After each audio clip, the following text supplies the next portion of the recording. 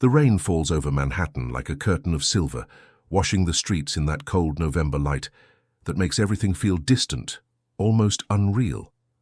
And somewhere in a modest apartment in Brooklyn, a woman sits alone on the edge of her bed, holding a wedding ring that no longer means anything. Her name is Isabella Romano, and 3 hours ago, her husband walked out the door with a suitcase in one hand and another woman's name on his lips. He didn't look back. He didn't hesitate. He simply left, as if 7 years of marriage could be folded and discarded like an old newspaper. Isabella stares at the ring, turning it slowly between her fingers. The metal catches the grey light from the window, and for a moment she wonders if this is what heartbreak feels like. This hollow ache in her chest, this strange numbness that makes her feel like she's watching her own life from somewhere far away. She had believed in him. She had believed in them. And now all of that belief lies shattered, at her feet like broken glass. She remembers the morning clearly. Ryan had been different for weeks, distracted, cold, his phone always in his hand, his eyes always somewhere else. She had noticed, of course. She had noticed the late nights at work, the business trips that seemed to multiply, the way he flinched whenever she touched him. But she had told herself it was stress. She had told herself that every marriage goes through difficult seasons.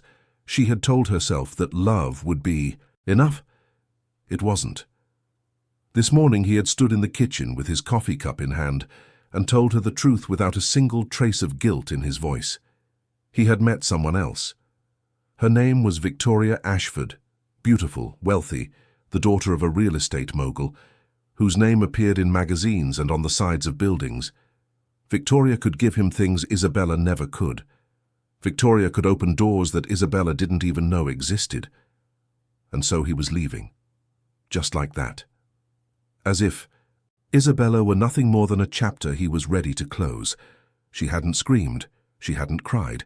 She had simply stood there in her worn bathrobe, watching as he packed his belongings with mechanical efficiency, watching as he erased himself from their shared life one drawer at a time.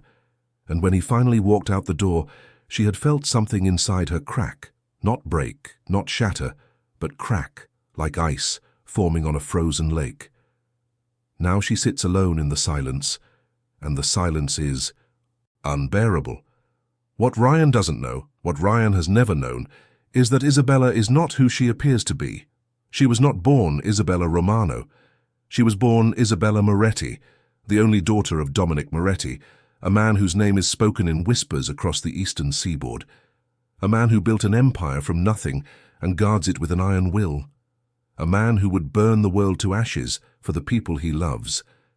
Isabella had left that world behind 15 years ago, when she was barely 20 years old.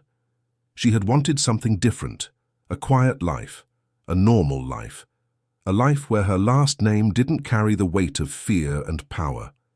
Her father had let her go, though it had broken his heart to do so. He had given her a new identity, a fresh start, a chance to be whoever she wanted to be. And he had promised to stay away, to watch from a distance, to let her build her own story.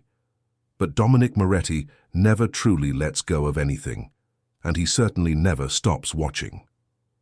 In a penthouse overlooking Central Park, a phone rings in the darkness.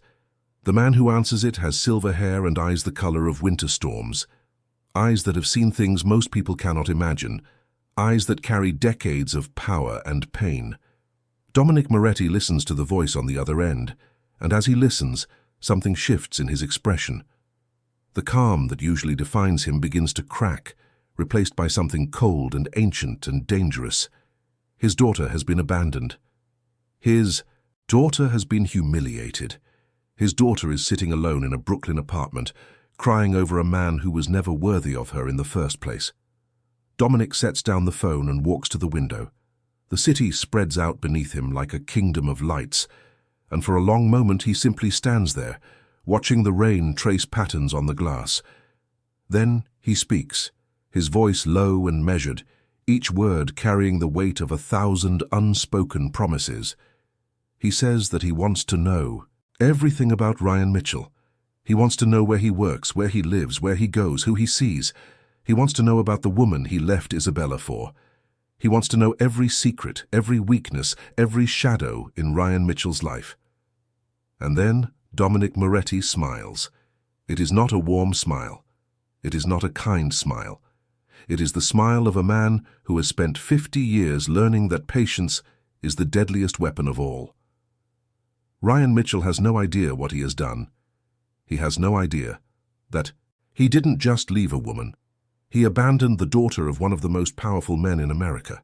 He has no idea that his carefully planned escape into wealth and luxury is about to become a cage he can never escape. But he will learn. They always learn. Back in Brooklyn, Isabella finally lets the ring fall from her fingers. It hits the floor with a small metallic sound, and she watches it roll under the dresser, disappearing into the shadows. Part of her wants to crawl after it, to hold, on to the last symbol of a love that was never real. But a larger part of her, the part that carries her father's blood, her father's strength, knows that some things are meant to be left behind. She stands up slowly, moving to the window to watch the rain. Her reflection stares back at her, pale, tired, eyes red from crying. But beneath the exhaustion, there is something else. There is steel. There has always been steel inside her, even when she tried to pretend otherwise. She doesn't know, yet that her father is already in motion. She doesn't know that the carefully constructed distance between them is about to collapse. She doesn't know that Ryan's betrayal has set into motion a chain of events that will change everything, not just for her, but for everyone involved. All she knows is that tomorrow she will get up. She will put one foot in front of the other. She will find a way to rebuild what has been broken. Because Isabella Moretti was not raised to crumble.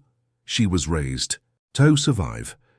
And somewhere in a Manhattan penthouse, her father is making sure that survival is guaranteed.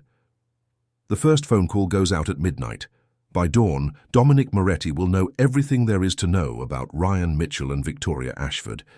He will know their routines, their relationships, their vulnerabilities, and he will begin to plan.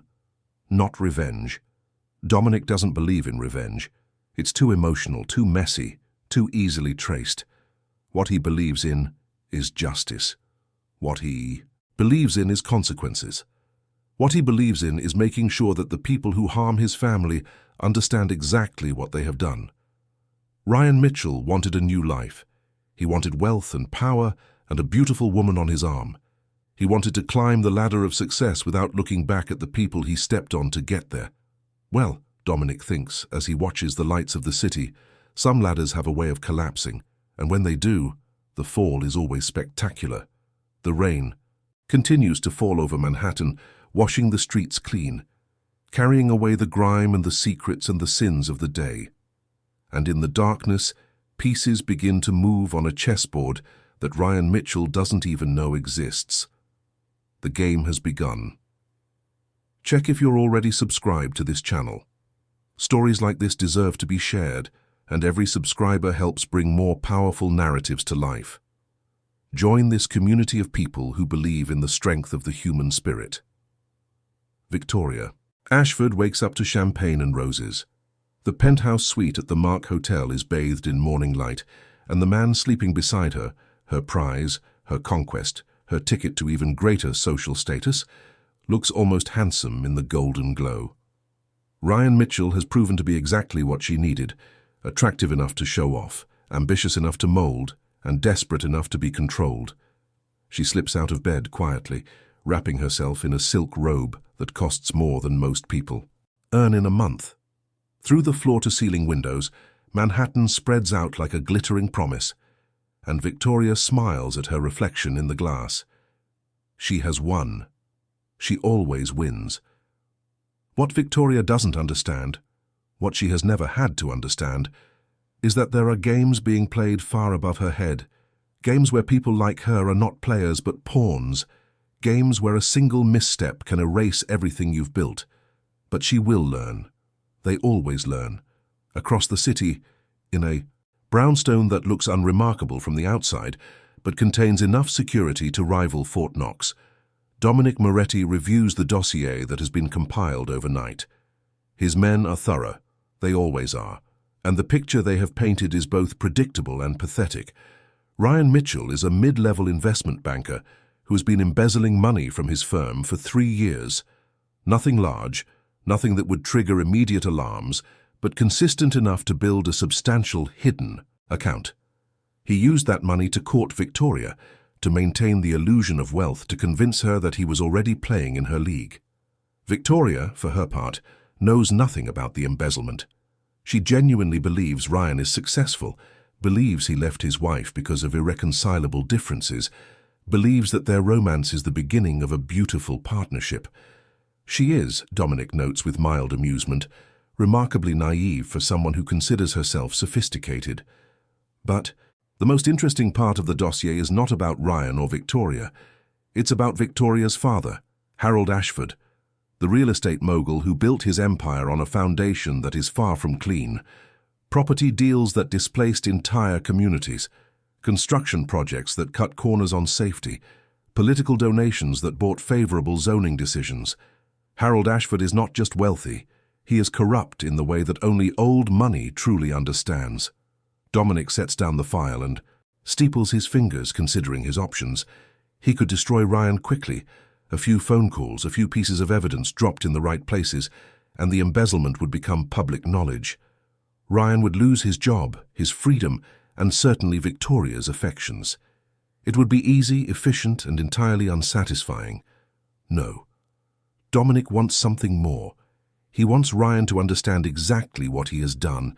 He wants Ryan to feel the weight of his choices pressing down on him day after day until the pressure becomes unbearable. And he wants Ryan to know in the end exactly who brought about his destruction. This is not cruelty. This is education. The first step is simple: isolation. Dominic makes a call to a friend at Ryan's firm, a senior partner who owes him several favors from decades past. Within 48 hours, Ryan will find himself transferred to the Singapore office for a special project. It's a promotion on paper, a vote of confidence. But in reality, it will take him away from Victoria, away from the life he's trying to build, and force him to manage his embezzlement scheme from the other side of the world. Stress has a way of making people sloppy, and sloppy people make mistakes. The second step is equally simple: observation. Dominic assigns 2 of his best people to watch Isabella, not to interfere, not to approach, but simply to ensure that she is safe and to report on her condition. He doesn't tell her. He doesn't call her. After 15 years of distance, he doesn't know how to bridge the gap that has grown between them. But he watches. He has always watched. In Brooklyn, Isabella begins the slow process of rebuilding her life. She calls in sick to her job at the community health clinic, knowing she cannot face her colleagues with her eyes still swollen from crying. She packs Ryan's remaining belongings into boxes, sealing away 7 years of memories with strips of tape that feel inadequate for the task.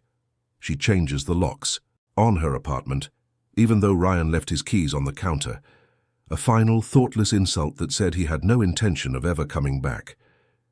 She does not call her father. She has not spoken to Dominic Moretti in 8 years, not since the argument that drove them apart.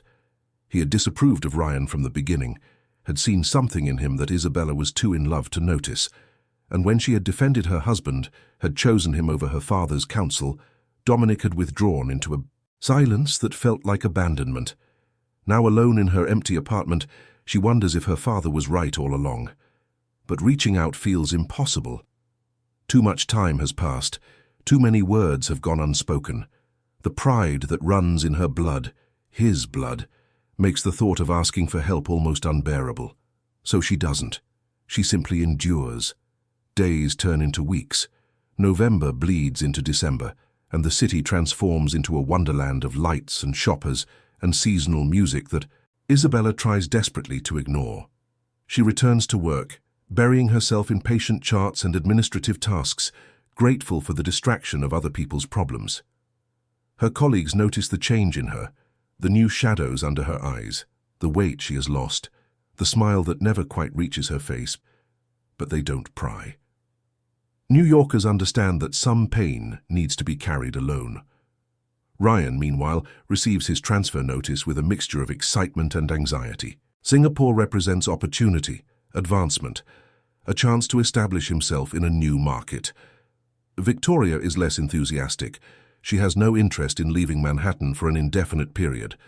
But Ryan convinces her that it's only temporary. A few months, maybe a year. And when he returns, he'll be a partner. They'll be unstoppable. He doesn't notice the subtle changes in his work environment, the colleagues who suddenly seem distant, the emails that take slightly too long to receive responses, the meetings where his opinions are politely dismissed. He attributes it to jealousy, to the natural resentment that comes when a younger man is selected for an overseas assignment. He doesn't realize that his professional isolation has been orchestrated with surgical precision. In his brownstone, Dominic receives daily reports on both his daughter and her ex-husband. He learns that Isabella has started taking long walks through Prospect Park in the evenings, alone, sometimes sitting on the same bench for hours. He learns that she has begun visiting a local church, though she hasn't attended Mass in years. He learns that she cries in her sleep, muttering Ryan's name in tones that shift between anger and grief. Each report tightens something in his chest. He has always been a patient man. Patience built his empire, patience keeps it running. But watching his daughter suffer tests the limits of his control. Every instinct tells him to go to her, to wrap her in his arms the way he did when she was a child, to promise her that everything will be all right. But he knows that she must come to him. That is how it has always worked between them. She is stubborn, his Isabella, stubborn in ways that mirror his own worst qualities. If he pushes, she will pull away. If he demands, she will resist. He must wait. He must let her find her way back. So he waits. And while he waits, he plans. The third step in Ryan's education will be financial. Dominic's people have already begun tracing the embezzled funds, documenting each transaction with meticulous care. When the time is right, this information will be delivered to the appropriate authorities. But not yet. First, Ryan needs to understand that he is not as clever as he believes himself to be. First, he needs to feel the ground beginning to shift beneath his feet. Victoria, oblivious to the gathering storm, throws herself into planning their future. She envisions a wedding at the plaza, a honeymoon in the Maldives, a brownstone in the Upper East Side, decorated by the best designers in the city. She talks about these plans constantly, and Ryan listens with growing unease, because Ryan has a secret that Victoria doesn't know. A secret beyond the embezzlement, beyond the lies, beyond the carefully constructed facade of success. Ryan is already married, legally, officially, completely married. He never filed for divorce from Isabella. He never even started the paperwork. He had meant to. He had fully intended to. Handle it quietly, efficiently before his relationship with Victoria became serious.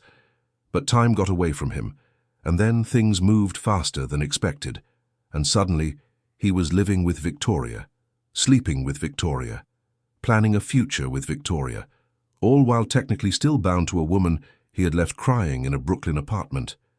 It's fraud, it's bigamy in waiting, and if Victoria's father ever finds out, it won't just end their relationship. Harold Ashford will destroy him with the same cold efficiency he uses to eliminate business rivals. Ryan tells himself he'll handle it. He tells himself that once he's in Singapore, once he has distance and time, he'll find a lawyer and start the process. Isabella won't fight him. She has no money for a legal battle, no connections that could complicate matters. It will be simple, quick, clean. But nothing in Ryan Mitchell's life is about to be simple, because Dominic Moretti already knows about the missing divorce papers, his. Lawyers discovered the oversight within hours of beginning their investigation. And this piece of information, this stunning display of Ryan's arrogance and carelessness, has given Dominic an idea that will require patience and perfect timing. An idea that will bring Ryan Mitchell's carefully constructed world crashing down around his ears. The rain has stopped falling over Manhattan, replaced by the first heavy snow of winter. It blankets the city in white, covering the grime and the noise and the chaos with a layer of pristine silence. And in that silence, pieces continue to move on a chessboard that grows more complex by the day. Isabella doesn't know it yet, but she is about to receive a visitor. and everything she believes about her father, about her family, about herself, is about to change. The letter arrives on a Tuesday morning, slipped under Isabella's door sometime before dawn. There is no stamp, no return address, just her name written in elegant script that she recognizes immediately. She hasn't seen that handwriting in 8 years, but some things never fade from memory. Her hands tremble as she opens the envelope.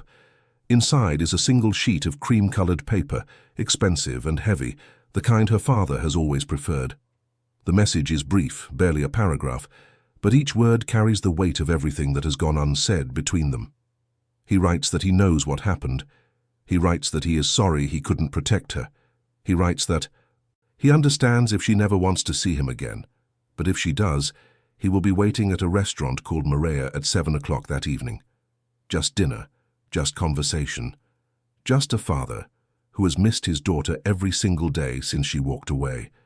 Isabella reads the letter 3 times, her emotions shifting with each pass. First comes anger. How dare he insert himself into her life after years of silence? Then comes grief. 8 years of missed birthdays, missed holidays, missed opportunities to heal the rift between them.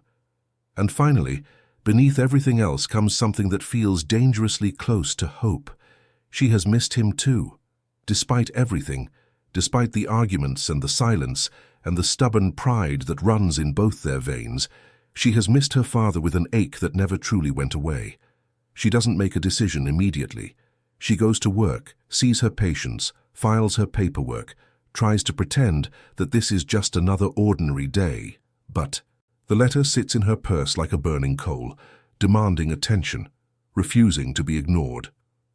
At 5:30, she finds herself standing in front of her closet, staring at clothes she hasn't worn in years. Dresses that belong to a different version of herself, a version that understood what it meant to be Dominic Moretti's daughter. She selects a simple black dress, understated but elegant, and for the first time in weeks, she takes care with her appearance. She tells herself she's going just to hear what he has to say, just to get closure, just to prove that she doesn't need him, that she has built a life entirely on her own. But deep down, she knows the truth. She is going because she is tired of being alone. She is going because her heart is broken, and the only person who has ever made her feel truly safe is the man she hasn't spoken to in almost a decade. She is going because, despite everything, she is still his daughter.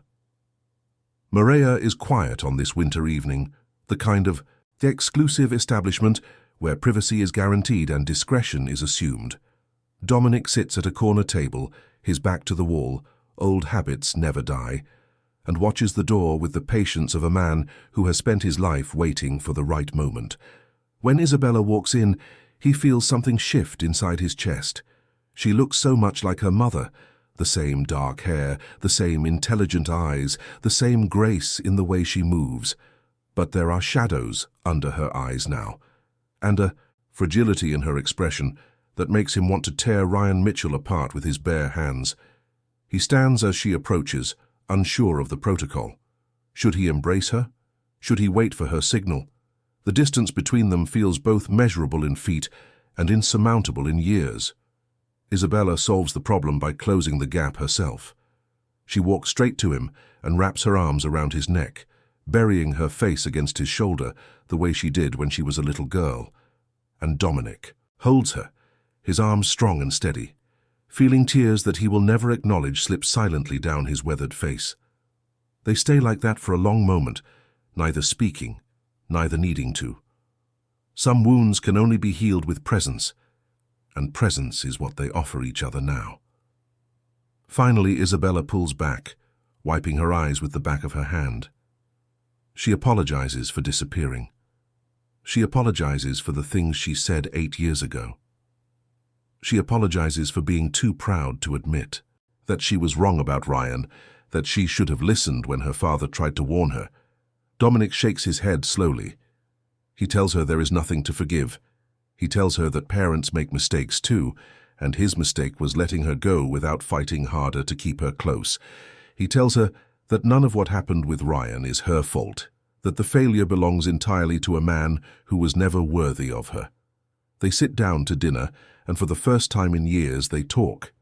Really talk. About the years that have passed. About the experiences they haven't shared, about the people they have become in each other's absence. Isabella learns that her father has stepped back from the more dangerous aspects of his business, transitioning toward legitimate investments that will secure the family's future without the risks that once defined their lives. Dominic learns that his daughter has built something meaningful in Brooklyn, a career dedicated to helping people who cannot help themselves. Slowly, carefully, they begin to rebuild what was broken, but the evening is not only about reconciliation. As the main course arrives, Dominic's expression grows more serious. He tells Isabella that he needs to share something with her, something about Ryan that she doesn't know. He asks if she is ready to hear it. She hesitates, then nods. She is tired of secrets. She is tired of discovering truths too late. Whatever her father has to say, she wants to hear it now. Dominic takes a breath and begins. He tells her about the embezzlement, years of stolen money carefully hidden, used to fund a lifestyle that Ryan could never legitimately afford. He tells her about Victoria Ashford, about her father's corrupt business dealings, about the web of lies and manipulation that defines their world. And then he tells her the most damaging truth of all. Ryan never filed for divorce. In the eyes of the law, Isabella is still his wife. And if he marries Victoria, which he is clearly planning to do, he will be committing a crime that could send him to prison. Isabella sits in stunned silence, trying to process what she has heard. Her marriage was a lie, her husband was a thief, and now, somehow, her continued legal connection to him has become a weapon that could destroy everything he has tried to build. She asks her father what he plans to do. Dominic's answer is measured, careful, stripped of the emotion that burns beneath his calm exterior. He tells her that Ryan will face consequences, not because of revenge, but because consequences are what he deserves. He tells her that the information about the embezzlement has been quietly shared with investigators who are now building a case. He tells her that when the time is right, Ryan Mitchell will lose everything he values, his money, his freedom, his precious Victoria. But he also tells her that the timing and the method are ultimately her decision. This is her life, her pain, her justice to claim. He will not act without her blessing. Isabella stares at her father, seeing him clearly for perhaps the first time. He is not the villain she once believed him to be. He is not the ruthless man the world fears. He is simply a father who loves his daughter, who has watched her suffer from a distance and who is offering her the one thing she has never truly had: control. She thinks about Ryan and the casual cruelty with which he discarded their marriage. She thinks about the years she spent believing in someone who was lying to her face. She thinks about the nights she cried herself to sleep, blaming herself for failures that were never her fault. And slowly, something shifts inside her. Not toward cruelty, not toward vengeance, but toward a kind of clarity she has never experienced before. Ryan made his choices. Now he will live with the results. She looks at her father and tells him to do what needs to be done, but she asks that it be clean, that it be just, and that when it's over, Ryan is given the chance to understand exactly why his world fell apart. Dominic nods once, a gesture that seals the agreement. Then his expression softens, and he reaches across the table to take her hand. He tells her that he has missed her. Every day, every hour, every moment. He tells her that watching her from a distance has been the hardest thing he has ever done. And he tells her that, whatever happens next, she will never be alone again. Isabella squeezes his hand, feeling the strength that has always defined him, feeling the love that he has never been able to express easily. And for the first time in months, she smiles. It is a small smile, fragile and tentative, but it is real. It is the beginning of something new. Outside the restaurant, snow begins to fall again over Manhattan, covering the city in white. And somewhere in Singapore, Ryan Mitchell works late in his office, unaware that the ground beneath him has already started to crumble. The game is approaching. It's midpoint, and the next move will change everything. If this story is touching your heart, pause for a moment and leave a comment with the phrase, "He underestimated her." This simple phrase carries the weight of every woman who has risen from betrayal to reclaim her power. Share these words and become part of this story. 2 months pass like water through fingers. The holidays come and go, marked by lights and music and a manufactured cheer that feels hollow against the reality of daily life. Isabella spends Christmas with her father for the first time in nearly a decade, rediscovering traditions she had almost forgotten and creating new ones that belong only to them. Dominic's brownstone transforms for the season, decorated with tasteful elegance that reflects his appreciation for understated beauty. There is a tree in the main living room, tall and perfectly symmetrical, adorned with ornaments that carry decades of family history. Isabella recognizes some of them from her childhood. A glass angel her mother loved, a wooden star she made in elementary school, a crystal snowflake that has survived countless moves and upheavals. They cook together, something they never did when she was growing up. Dominic proves to be surprisingly competent in the kitchen, explaining that the years alone taught him skills he never expected to need. Isabella watches him chop vegetables with precision, his movements efficient and controlled, and realizes that there is so much about her father she has never known. Their conversations grow deeper as the days pass. She learns about the early years of his life, about how he came to America with nothing and built something extraordinary through a combination of intelligence, determination, and choices that still weigh on his conscience. He doesn't glorify his past or make excuses for his methods. He simply tells her the truth, letting her see him as he truly is, neither hero nor villain, but human. She shares her own story in return, filling in the years they spent apart. She tells him about medical school and the grueling hours of residency. She tells him about meeting Ryan, about falling in love with someone who seemed so different from the world she grew up in. She tells him about the slow realization that her marriage was dying and about the denial that kept her trapped long after she should have left. For the first time in her life, Isabella feels truly seen by her father, not as a possession to protect or a legacy to continue, but as an individual with her own strengths and weaknesses, her own dreams and disappointments. It is a revelation that transforms their relationship from the ground up. Meanwhile, Ryan's situation in Singapore deteriorates in ways he cannot understand. The special project that brought him here has stalled repeatedly, plagued by complications that seem to emerge from nowhere. Suppliers fail to deliver on time. Meetings are cancelled at the last moment. Documents get lost in administrative tangles that no one can explain. Ryan works 18-hour days trying to salvage something from the chaos, but every step forward is followed by 2 steps back. His calls to Victoria grow shorter, more strained. She complains about the distance, about the social events she has to attend alone, about the whispers she hears from friends who question whether Ryan will ever return. He promises her that it will all be worth it, that this temporary sacrifice will lead to permanent rewards. But even he can hear the doubt creeping into his own voice. What Ryan doesn't know is that his project was designed to fail from the beginning. The suppliers and bureaucratic obstacles have been carefully orchestrated by people who owe favors to a man Ryan has never met. Every setback, every delay, every frustrating complication is part of a larger pattern, a pattern intended to exhaust him, isolate him, and prepare him for what comes next. The financial investigation moves forward, with quiet efficiency. Forensic accountants trace the embezzled funds through a maze of shell companies and offshore accounts, building a case that grows stronger with each passing week. When the evidence is finally compiled, it is devastating. Nearly $2 million stolen over 3 years, hidden behind falsified records and fraudulent transactions. The authorities are informed. Warrants are prepared. A timeline is established. Ryan has approximately 6 weeks of freedom remaining. Back in New York, Isabella begins to rebuild her life in earnest. She reconnects with friends she had neglected during her marriage, surprised to find that they welcome her back without judgment or resentment.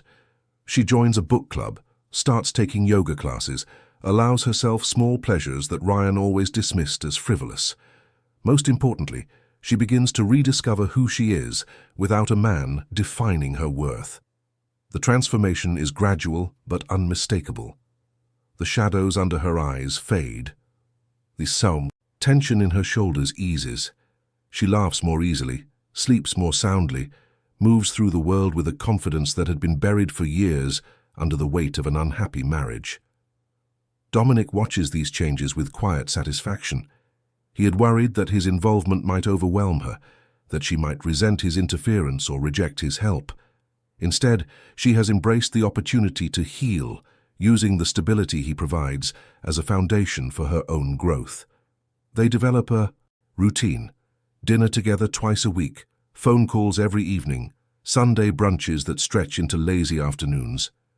The relationship they are building is different from anything they had before, more honest, more equal, more grounded in mutual respect. Isabella also begins to learn more about her father's current operations.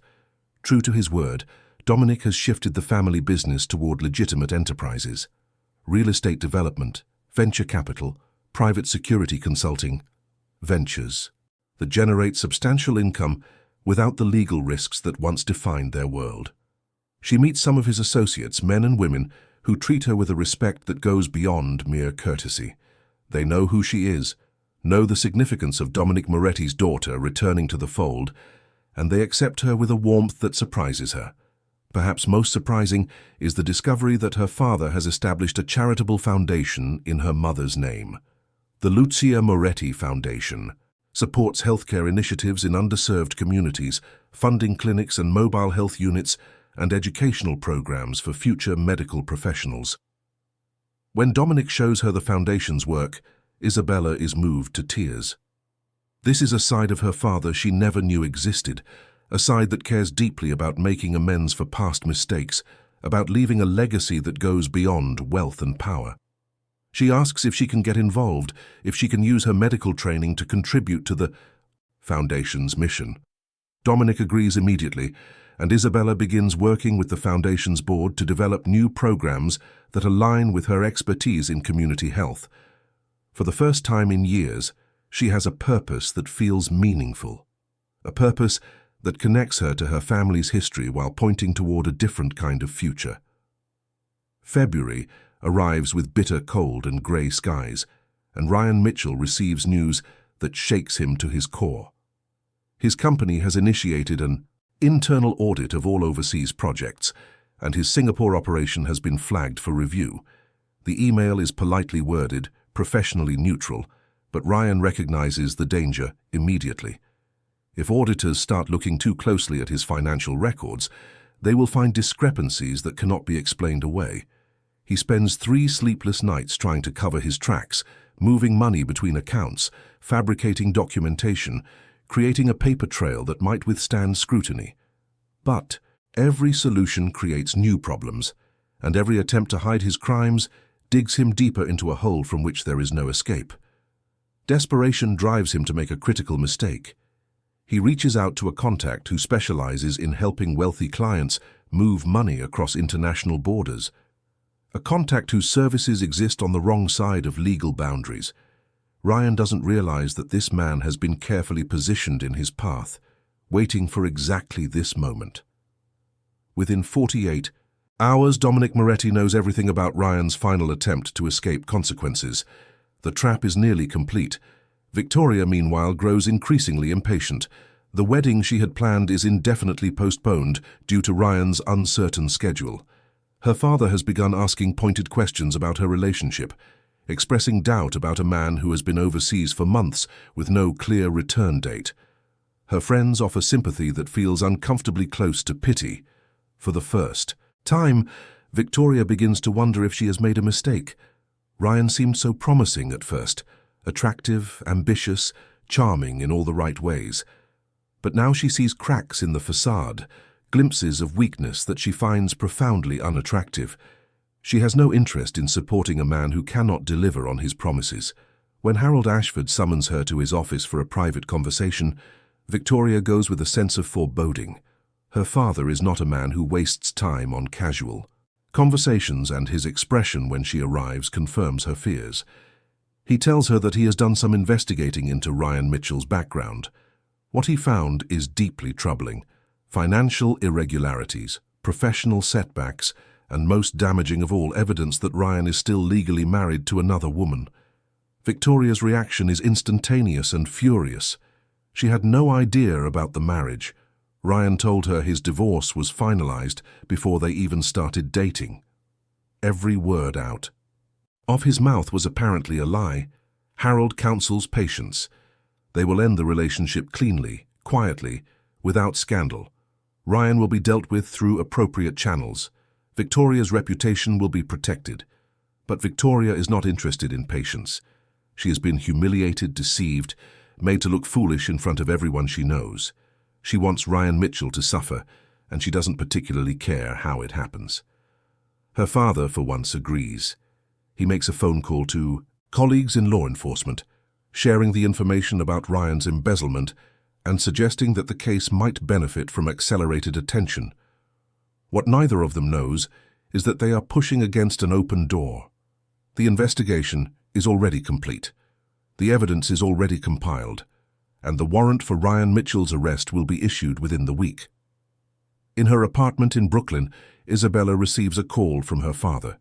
He tells her that events are approaching there. Conclusion: Ryan will soon face the consequences of his choices, and when he does, the truth about everything, the theft, the lies, the failed marriage, will become public knowledge. Isabella thanks him quietly. She does not feel joy at Ryan's impending destruction, only a weary sense of justice finally arriving. The man she loved was never real. The marriage she mourned was built on deception. Knowing this changes something fundamental in how she processes her grief. She hangs up the phone and walks to the window, watching the lights of Brooklyn flicker in the winter darkness. Behind her, on a shelf that holds the few mementos she has kept from her old life, sits a photograph of her mother, a woman she lost too young, a woman who would have understood exactly what Isabella is feeling right now. Healing is not about forgetting. Healing is about integrating the past into a larger story, one where pain becomes wisdom and loss becomes strength. Isabella is learning this lesson day by day, and she knows now that she will survive this. More than survive, she will thrive. The snow begins to fall again over the city, soft and silent, blanketing the world in white. And in Singapore, Ryan Mitchell answers a knock at his hotel room door, finding two men in suits who identify themselves as representatives of the Securities and Exchange Commission. The game is over. The arrest makes headlines, though not the kind Ryan would have wanted. The story appears first in financial publications, then spreads to mainstream media as the details become clear. A mid-level banker stealing nearly $2 million over multiple years, a web of offshore accounts and falsified records, a lifestyle funded entirely by fraud. Ryan is extradited back to the United States within a week, held without bail due to flight risk concerns. His lawyer attempts to negotiate, suggesting that the evidence might not be as solid as prosecutors claim, but the forensic trail is undeniable. Every transaction, every transfer, every forged signature has been documented with meticulous precision. Victoria disappears from his life with the same abruptness with which she entered it. Her social media accounts show no trace of their relationship, every photograph deleted, every mention erased.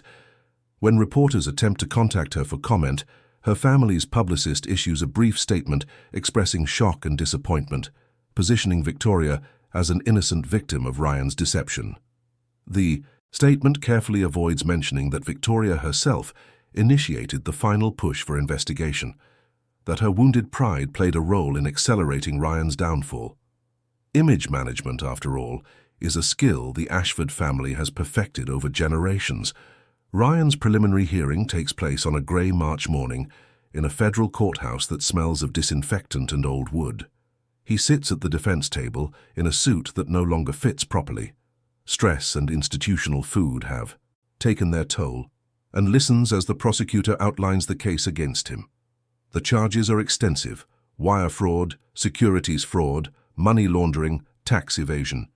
If convicted on all counts, Ryan faces up to 20 years in federal prison. The numbers sound unreal, impossible, like statistics from someone else's life. But then the prosecutor mentions something that makes Ryan's blood run cold. There is additional evidence, she says, suggesting that Ryan was aware his marriage to Isabella Romano was never legally dissolved. If he had proceeded with his planned marriage to Victoria Ashford, he would have committed bigamy, a crime that, while less serious than the financial charges, demonstrates a pattern of deliberate deception. Ryan's lawyer objects, calling the information irrelevant to the current proceedings. The judge sustains the objection, but notes that it may become relevant at sentencing. Ryan barely hears the legal back and forth. His mind is stuck on a single question. How did they know? He never told anyone about the missing divorce papers.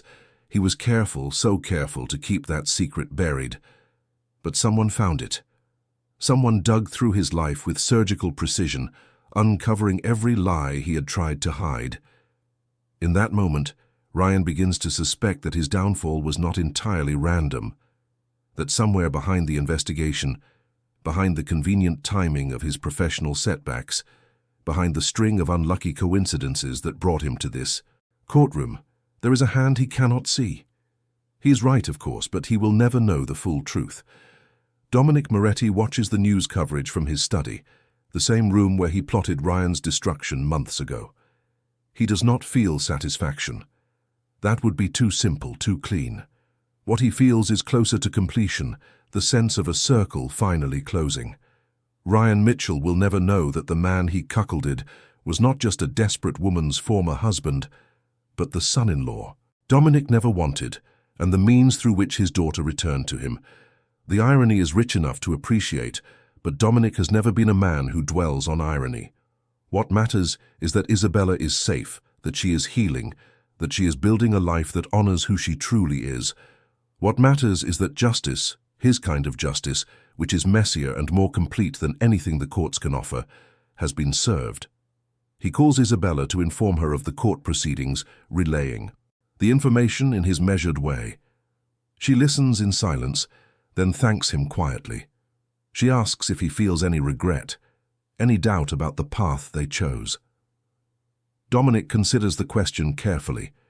He tells her that regret is for people who act rashly, without thinking through consequences. He thought through every consequence. He would make the same choices again. Isabella accepts this answer. She has never expected her father to be anything other than what he is, a man of deep loyalty and deeper convictions, who protects his family with every tool at his disposal. She may not share all his methods, but she understands his motivation. That understanding is itself a form of healing. Spring arrives in New York with warmth that feels like forgiveness. Cherry blossoms bloom along the streets of Brooklyn, and the park where Isabella once sat alone in her grief becomes a place of renewal. She walks there with friends now, laughing and talking, part of a community that has embraced her. Return. Her work with the Lucia Moretti Foundation expands. She travels to community health clinics across the city, meeting patients and providers, learning about the challenges they face and the solutions that might help. Her medical background proves invaluable, allowing her to bridge the gap between what administrators imagine and what caregivers actually need. Dominic attends one of her presentations, sitting in the back of a community center auditorium, as his daughter explains the Foundation's new initiatives. He watches her command the room with ease, answering questions, inspiring confidence, demonstrating the leadership qualities that have always existed within her. For a moment, he allows himself to imagine what her mother would think. Lucia was always the conscience of their family, the one who pushed him toward kindness when his instincts led elsewhere. She would be proud of the woman their daughter has become. She would be proud of the father Dominic is trying to be. After the presentation, Isabella finds him waiting by the door. She asks what he thought. Dominic tells her the truth, that she is extraordinary, that she has combined his strength with her mother's compassion and created something neither of them could have achieved alone. That watching her grow into this version of herself has been the greatest privilege of his life. Isabella hugs him, the kind of embrace that needs no words. They have come so far from where they started, father and daughter, and the journey is not over. But the hardest part is behind them. Ryan Mitchell's trial concludes in May, with a conviction on all major charges. The judge, unimpressed by the defense's attempts to portray Ryan as a victim of circumstance, sentences him to 12 years in federal prison. He will be eligible for parole in 8 years, assuming good behavior. Isabella does not attend the trial or the sentencing. She receives the news through her father's network, processes it privately, and moves on. Ryan Mitchell is no longer part of her story. He is merely a chapter she has closed. The divorce, the one Ryan never bothered to file, is finalized quietly, with no contest. Isabella signs the papers in her father's study, surrounded by the warmth and security she has rebuilt over the past months. When she sets down the pen, she feels lighter than she has in years. She is free. Finally, completely, irrevocably free. Summer brings new possibilities. Isabella moves out of her Brooklyn apartment, choosing a brownstone in Park Slope that offers more space for the life she is building. The new home fills quickly with books and plants and the small touches that make a space feel lived in. Dominic helps with the move, directing his people with the same efficiency he brings to business operations. But he also spends an afternoon assembling a bookshelf, something he has never done in his life, because Isabella mentioned she wanted one for her study. The shelf is slightly crooked when he finishes. Isabella declares it perfect anyway. Their relationship continues to deepen, evolving from reconciliation into genuine partnership. Isabella joins her father for business dinners, meeting clients and associates who treat her as an equal rather than an accessory. She offers perspectives he would never have considered, pushing him toward initiatives that align with the Foundation's humanitarian mission. They disagree sometimes, as all strong-willed people do. But their disagreements are productive now, built on respect rather than resentment. They have learned to hear each other, to value what the other brings, to recognize that their differences make them stronger together. One evening in late August, sitting on Isabella's new patio with glasses of wine, and the city sounds drifting up from below, Dominic tells his daughter something he has never said aloud. He tells her that she saved him, that her return to his life gave him purpose when he was beginning to wonder what purpose remained, that watching her heal taught him that he could change too, that it was never too late to become a better version of himself. Isabella reaches across and takes his hand. She tells him that he saved her too, that she was drowning before she found her way back to him, and his love gave her something to hold on to. For a long moment, neither speaks. The evening wraps around them like a blanket, warm and soft and infinitely precious. Then Isabella smiles and asks if he would like to stay for dinner. She is experimenting with a new recipe, something their chef used to make when she was a child. It will probably be terrible, but the attempt seems meaningful. Dominic laughs, a real laugh, something rare and valuable, and tells her he would like nothing more. They go inside together, leaving the city lights behind, entering a future that neither of them could have imagined a year ago. A future built not on secrets or pain, but on the kind of love that transforms everything it touches. 1 year later, autumn returns to New York with colors that set the city ablaze. Red and gold leaves carpet the parks. The air carries that crisp bite that promises winter. And everywhere Isabella looks, she sees beauty in ordinary things. She stands before a mirror in her bedroom, adjusting the collar of her silk blouse, preparing for an evening she has been anticipating for weeks. Tonight, the Lucia Moretti Foundation hosts its annual gala, a gathering of donors and advocates and community leaders who share her vision of healthcare as a fundamental right. But tonight is special for another reason. Tonight, Isabella will publicly take her place as the Foundation's executive director, stepping into a role that represents everything she has worked toward since her life fell apart 2 years ago. The journey from abandoned wife to this moment feels almost impossible when she traces it backward. There were so many points where she could have given up, could have let grief consume her, could have retreated into the safety of obscurity. Instead, she chose to grow. She chose to fight. She chose to become someone worthy of her own respect. That choice, more than anything else, defines who she is now. The gala takes place in a restored warehouse in Brooklyn, the kind of venue that combines industrial character with elegant refinement. Fairy lights drape from exposed beams, round tables draped in white linen fill the main floor, and a jazz quartet plays, softly in the corner. Isabella mingles with the guests, moving through the crowd with an ease that would have been unimaginable a year ago. She knows most of these people now, doctors and administrators, philanthropists and activists, all united by their commitment to the Foundation's mission. Her father stands near the bar, nursing a glass of sparkling water and watching her with undisguised pride. He has aged well over the past year, the lines in his face softening rather than deepening as, if happiness has smoothed away some of the harder edges. He rarely attends public events like this, preferring the shadows where he has always been most comfortable. But tonight is different. Tonight is about his daughter. When the time comes for speeches, Isabella takes the stage with a confidence that silences the room. She looks out at the assembled faces and begins to speak, her voice clear and strong. She talks about her mother, about the legacy of compassion that the Foundation carries forward. She talks about the clinics they have funded, the lives they have touched, the communities they have helped rebuild. She talks about the vision for the coming year, expanded services, new partnerships, an ambitious goal to double their reach.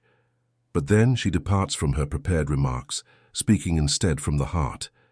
She tells them that 2 years ago she was lost, that she had built her identity around someone who didn't deserve her trust, and when that foundation crumbled, she didn't know how to stand on her own.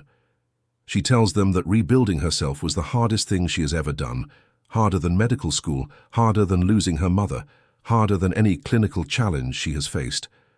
But she also tells them that the rebuilding was worth it, that somewhere in the wreckage of her old life she found strength she didn't know she had, that the pain she experienced became fuel for something meaningful, something larger than herself. She looks at her father, across the room, their eyes meeting for a brief moment, and she tells them that family is not about the people we are born to, but about the people we choose to love, and the people who choose to love us back. That the truest home is not a place, but a connection, a bond that survives every storm. The applause that follows is thunderous, prolonged, deeply felt. When Isabella finally steps off the stage, she is surrounded by well-wishers, by people who see in her story a reflection of their own struggles and triumphs. Later, as the gala winds down and the guests begin to leave, Isabella finds a quiet moment with her father on the rooftop terrace. The city spreads out below them, millions of lights glowing against the darkness, and the autumn air carries the faint scent of wood smoke from somewhere distant. Dominic tells her that she made her mother proud tonight, that somewhere Lucia is watching and smiling. Isabella leans her head against his shoulder, feeling the solid comfort of his presence. She tells him that she hopes so. She tells him that everything she does now she does in her mother's memory and with her father's support, that she could not have become this version of herself without him. They stand together in the quiet, watching the lights of the city, breathing in the moment. After a while, Dominic tells her that he has something to share. Good news, he thinks, though she may disagree. Isabella looks at him curiously. Dominic tells her that Ryan Mitchell has been denied early parole. His conduct in prison has been poor. Conflicts with other inmates, disciplinary violations, a failed attempt to manipulate the system. He will serve at least another 7 years before he is eligible again. Isabella considers this information. She does not feel joy or satisfaction, only a distant acknowledgement of karma completing its work. Ryan Mitchell is a closed chapter, a story that belongs to someone she used to be. He has no power over her anymore. She thanks her father for telling her, then changes the subject. She asks about his plans for the coming months, about the projects he has been considering, about the future he envisions for their family. They talk until the rooftop grows cold and the last guests have departed. Then Isabella returns to the venue to oversee the cleanup, moving among the staff with the same hands-on approach she brings to everything she does. Dominic watches her for a moment before leaving, and in his expression is something he rarely allows himself to feel: hope. The following morning, Isabella wakes early, greeting the sunrise from her kitchen window with a cup of coffee and a sense of peace that still surprises her after all these months. The world has sharp edges and inevitable disappointments, but it also holds beauty and connection and the possibility of becoming more than you thought you could be. She has learned to accept all of it, the light and the shadow, the pain and the healing, as parts of a single story. Her story, the one she is writing with every choice she makes. She thinks about Ryan sometimes, not with longing or regret, but with a kind of distant curiosity. She wonders if prison has changed him, if he has faced the truth about himself, if he will ever understand the harm he caused. She hopes so for his sake more than hers. Living in denial is its own kind of prison. But those thoughts are brief, passing clouds in an otherwise clear sky. She has too much to do, too much to build, too many people depending on her vision and energy. Ryan Mitchell belongs to the past. Isabella Moretti, fully and completely herself at last, belongs to the future. Her phone buzzes with a message from the Foundation.